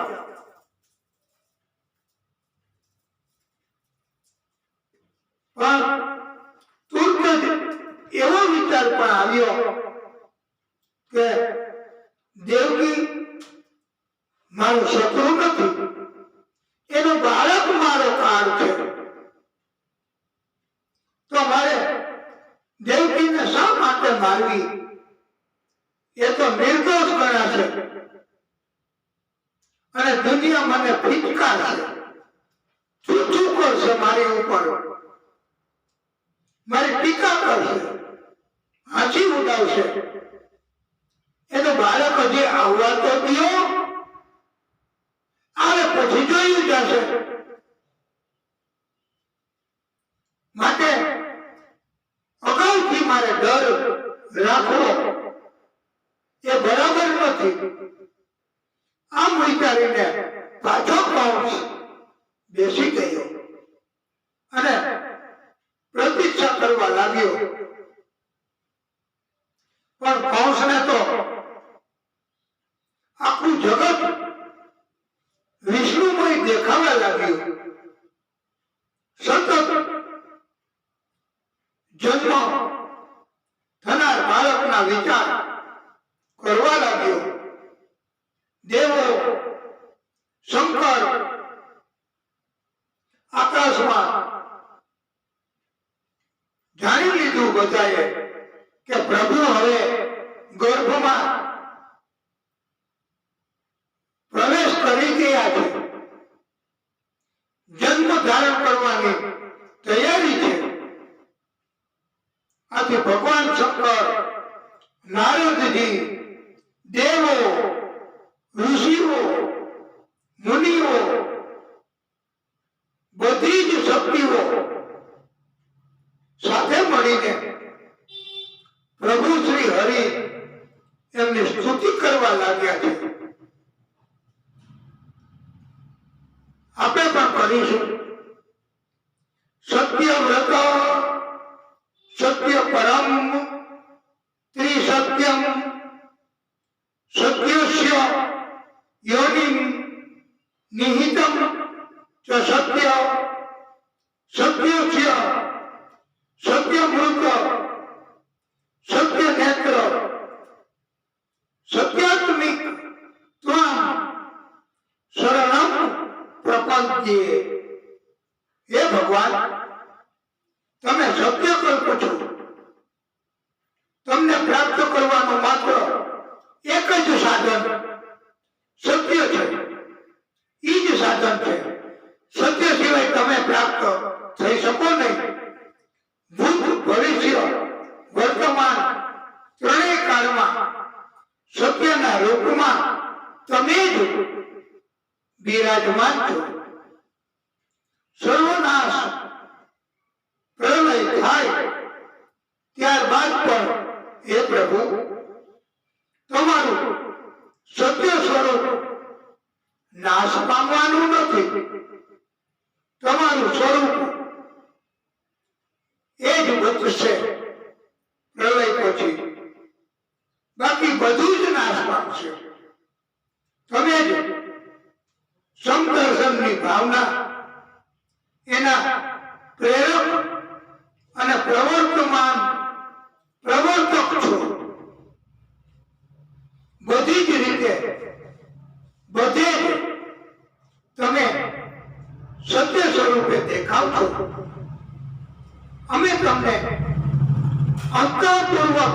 અંતઃકરણ પૂર્વક પ્રણામ કરીએ છીએ. હે પ્રભુ, અમારું કલ્યાણ કરો, અમારું રક્ષણ કરો. આવી સ્તુતિ દેવોએ બધાએ કરી છે. આ કૃષ્ણની સ્તુતિ નથી હો, આ તો આદિશક્તિ વિષ્ણુ પરમાત્માની સ્તુતિ છે. પ્રભુએ દેવકી વાસુદેવને ચતુર્ભુજ સ્વરૂપે દર્શન આપ્યા છે. આકાશમાંથી પુષ્પ વૃષ્ટિ થઈ. વાસુદેવજીએ પણ કહ્યું, હે પ્રભુ, આપના દર્શન કરીને હું કૃતકૃત્ય થયો છું, કૃતાર્થ થયો છું. તમે સાક્ષાત સ્વયં પરમાત્મા છો. સુખ, તેથી વધારે આનંદ, તેથી વધારે પણ બ્રહ્માનંદ, એ બધાથી વધારે મળે અને અનુભૂતિ થાય આનંદની, એને કૃતકૃત્ય થયો એમ કહેવાય છે. તમે ત્રણેય લોકનું પાલન કરનારા છો.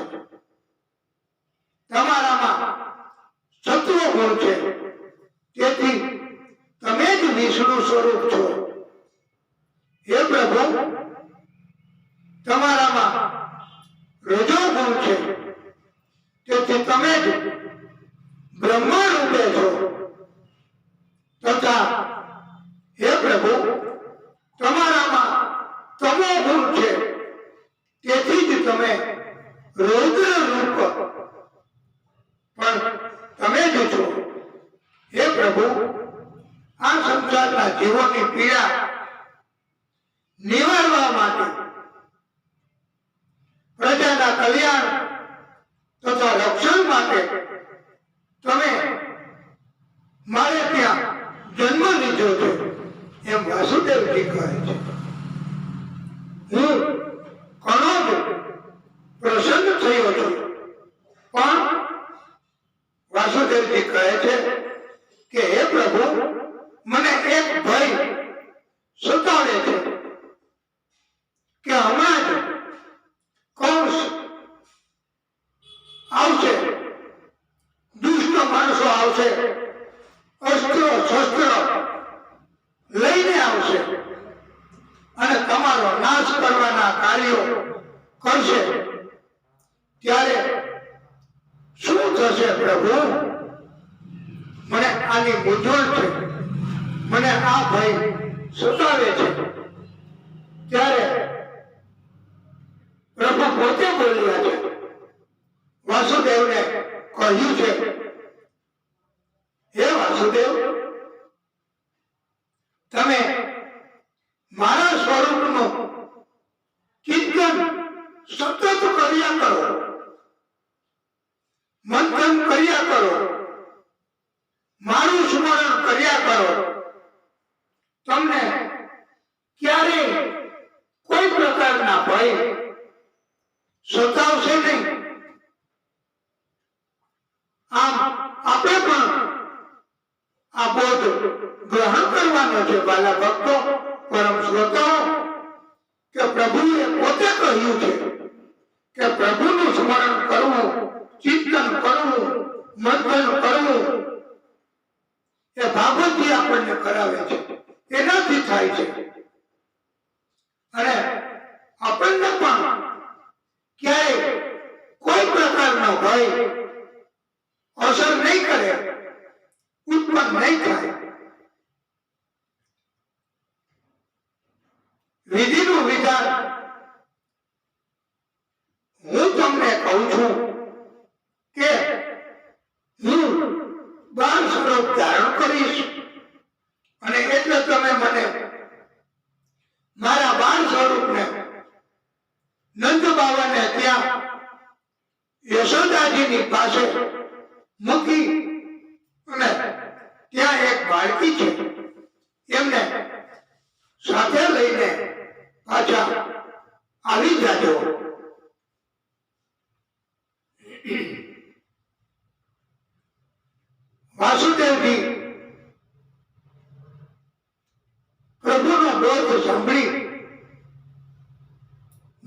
બન્યા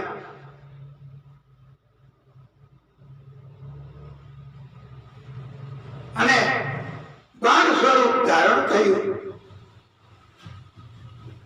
વાસુદેવજી હજી તો વિચાર કરે છે કે કેમ કરવું આ બેડીઓ આખા શરીરે.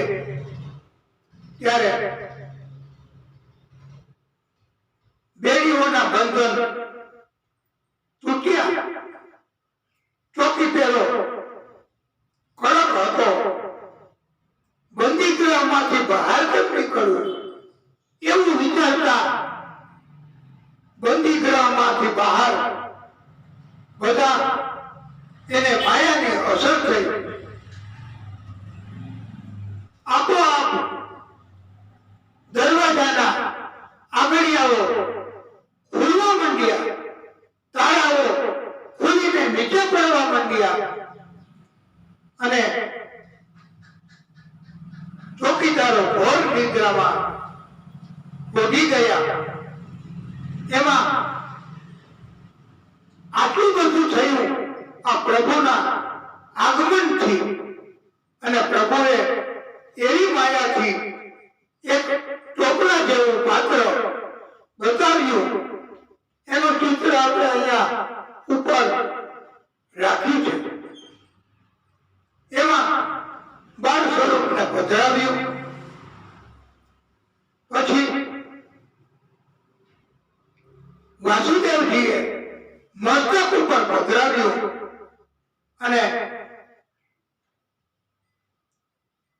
દૂર દૂર બહાર નીકળી ગયા.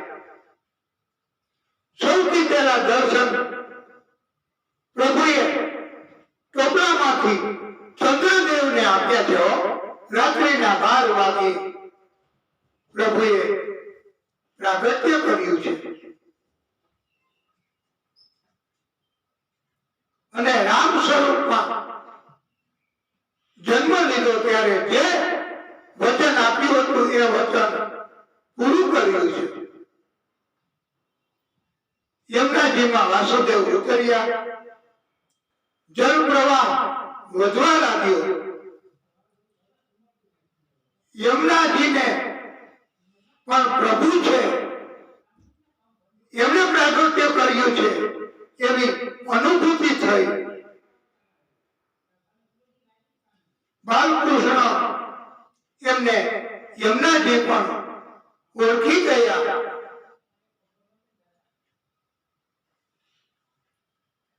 અતિવૃષ્ટિ થઈ. વીજળી તથા મેઘ ગર્જનાઓ થઈ. તો પાઠ શરૂ થયા. વાસુદેવજીની પાછળ પાછળ ટોપલામાં શેષ સ્વરૂપ એ હાજર થઈ ગયા છે સેવામાં. અને એક બુંદ પણ પ્રભુ ઉપર પડવા દીધી નથી. યમુનાજીનું જળ ઉપર ઉપર ઉપર આવવા લાગ્યું.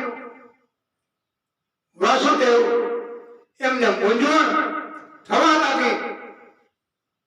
પણ એ તો તમામ પ્રકારના ભયથી મુક્ત છે. પ્રભુએ બાણ સ્વરૂપે જાણ્યું કે યમુનાજીની ઈચ્છા ચરણ સ્પર્શ કરવાની છે મારા. એટલે પાછળથી પ્રભુએ પોતાના પગનો લાંબો કરીને નીચે લંબાવ્યો અને યમુનાજીને ચરણ સ્પર્શ કરાવ્યા. યમુનાજી તો ધન્ય બન્યા, પણ બધી જ પવિત્ર નદીઓ ધન્ય ધન્ય બની ગઈ કે અમારી બહેન નદી યમુનાને પ્રભુએ ચરણ સ્પર્શ કરાવ્યા છે. એનો અમને પણ આનંદ છે.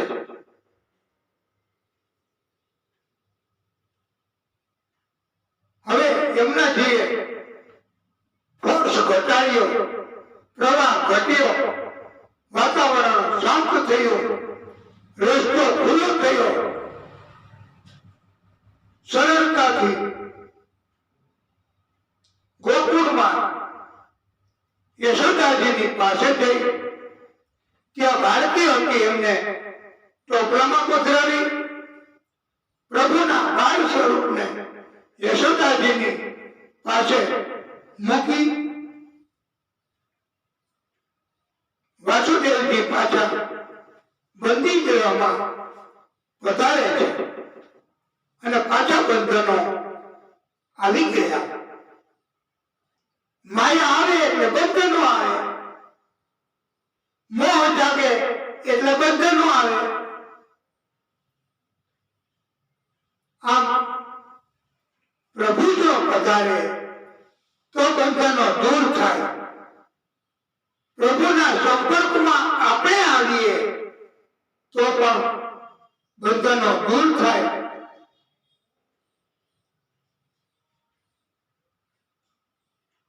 માયા પણ આપણને પ્રભુની કૃપાના કારણથી જીવન સરળ બનાવે અને મદદ કરે છે. કબીરજી તો કહે છે કે આ દુનિયામાં સુખી કોણ? તો આ દુનિયામાં સુખિયા સબ સંસાર હૈ, ખાવે ઓર સોવે.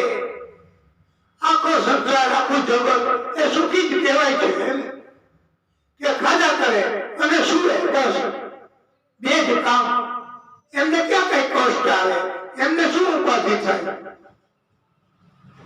દુઃખ અને તકલીફ ચિંતા તો એને છે કે જેને કઈક પ્રભુની કૃપા મેળવવી હોય, કઈક પ્રાપ્તિ કરવી છે, સત્કર્મ કરવા છે, કથાના આયોજનો કરવા છે, એને ચિંતા હોય.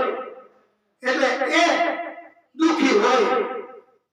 એમ દુખિયા ભક્ત હૈ જો જાગે और रोवे. ભક્ત ચિંતાના કારણે, સત્કર્મ કરવાના કારણે એ જાગતા હોય છે. કાલે કથામાં શું કહેવાનું છે એ પણ એક ભક્તશ્રીનો ચિંતનનો વિષય હોય છે.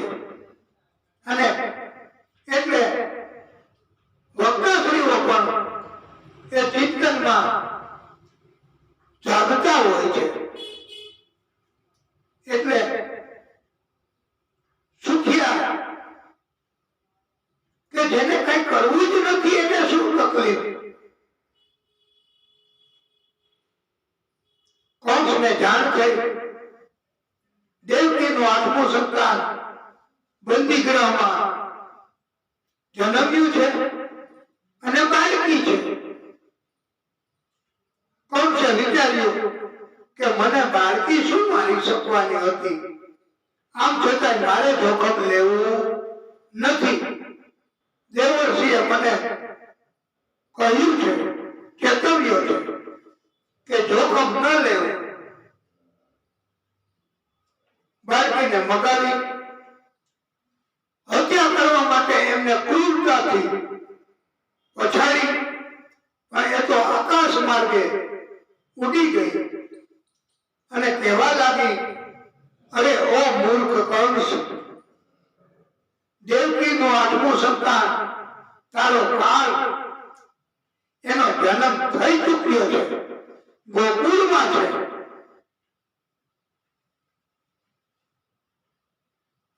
આ પ્રભુની માયા કહેવાય છે. સંતાન પ્રાપ્ત માટે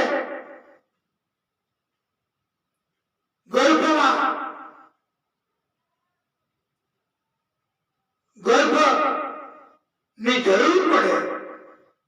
ગર્ભાધાન થાય, ગર્ભ રહે તો જ, અને સ્ત્રી હોય તો ગર્ભાધાન થાય, નહીતર સંતાન થતું નથી. પણ પ્રભુ માટે કોઈ નિયમ નથી હો. એ તો આપણે બધા એમ વિચારીએ છીએ. કથામાં એવું કહેવામાં આવ્યું છે કે માનધાતા રાજા હતા, મહાપરાક્રમી. એને પણ ગર્ભ રહ્યો હતો પુરુષને, અને જમણું પડખું જીવી અને સંતાન નો જન્મ કરાવ્યો છે. આ માંધાતા રાજા હવે એ સંતાનને સ્તનપાન કોણ કરાવે? પણ આ તો પ્રભુની લીલા. પેલી આંગળી મોંમાં રાખતા અને એને ચૂસતા એટલે એને પોષણ મળતું. આમ પ્રભુ પરમાત્મા એમના માટે કોઈ અસંભવિત કાંઈ છે જ નહીં, અશક્ય કાંઈ છે જ નહીં. બધું જ એમનાથી થઈ શકે છે. કંસના હાથમાંથી બાળકી છટવી તે આજે પણ આકાશમાં ઉપર વૈષ્ણવ દેવી સ્વરૂપે બિરાજે છે તથા ભક્તોને મદદ કરે છે. બધા ભક્તોને સંકટોમાંથી દૂર કરે છે.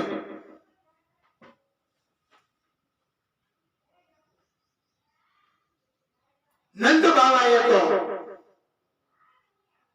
યશોદાજીની સંભાળ લેવા માટે પોતાની બેન સુનંદાને અગાઉથી બોલાવી લીધા છે.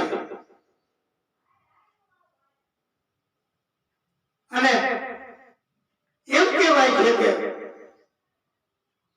સુનંદા દેવી વારે વારે જોવા જતા હતા કે યશોદાને કઈ સંતાન પ્રાપ્તિ થઈ. એમાં એક વાર તો જોઈ ગયા. સુનંદા દેવી તો બાળકી હતી, યશોદાજીની પાસે સૂતી હતી. એમને થયું કે આ કઈ ઝડપથી ફેલાવવાના સમાચાર નથી, બાળકી જન્મી છે. પછી ચમત્કાર થયો. પાછા થોડીક વાર પછી ગયા તો યશોદાજીની પાસે બાળ સ્વરૂપે પ્રભુને જોયા અને આનંદ એમને થયો. હવે તો ઝડપથી આનંદથી બધાઈ આપવા માટે દોડ્યા છે. સુનંદા દેવી નંદાલયમાં પણ બધાને સમાચાર ફેલાવ્યા છે. નંદ બાવાએ પોતાના ગળામાં અમૂલ્ય એવો હાર સુવર્ણ રત્ન જડિત એ વધાઈ માટે આપ્યો છે. બધા ભક્તો ગોકુળવાસીઓ પણ નંદાલયમાં પધાર્યા છે. ઉત્સવ આનંદ બધા કરવા લાગ્યા છે. અને કઈ દ્રાવણો દ્રવ્યો લાવ્યા છે. દૂધ, ઘી, મિશ્રી, દહીં, માખણ અને એકબીજા ઉપર નાખે છે અને આનંદ કરે છે. નંદ ઘેરા નંદ ભયો, યશોદા કો લાલો ભયો. નંદ ઘેરા નંદ ભયો, યશોદા કો લાલો ભયો.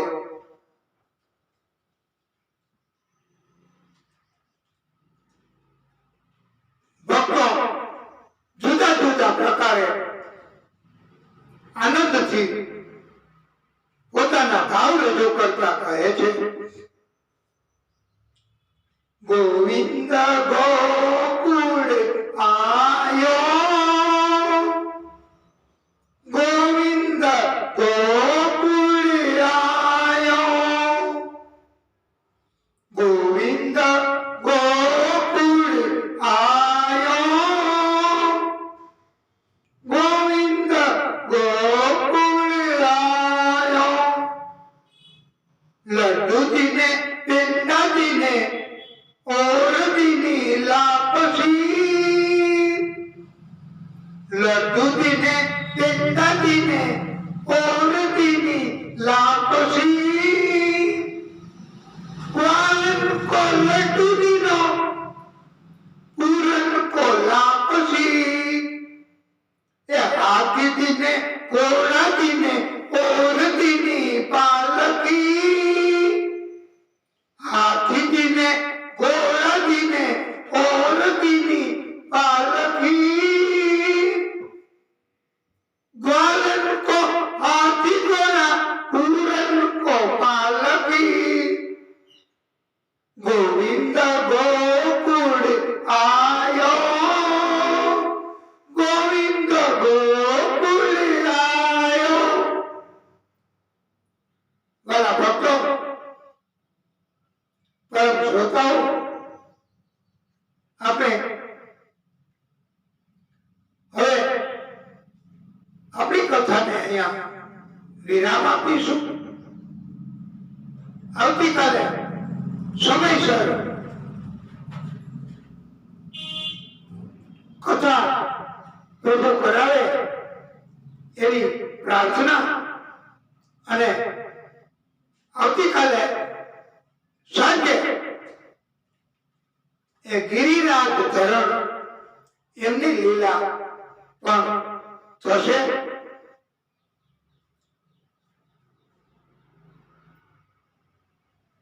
પ્રભુની કૃપાથી આપણે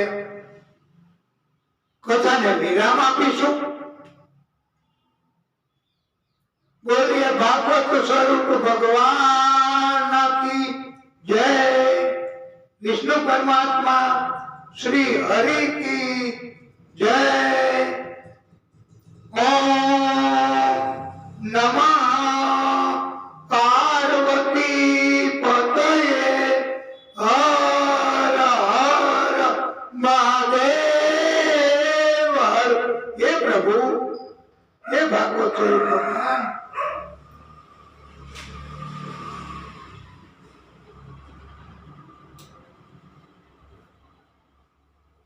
हे परमात्मा हे दादा हे नारायण भगवान हे प्रभु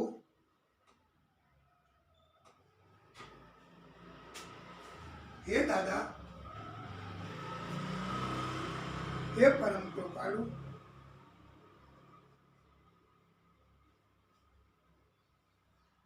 हे भागवत स्वरूप भगवान हे प्रभु हे विष्णु परमात्मा हे दादा हे परम कृपालु हे प्रभु अपनी कृपा जो से दादा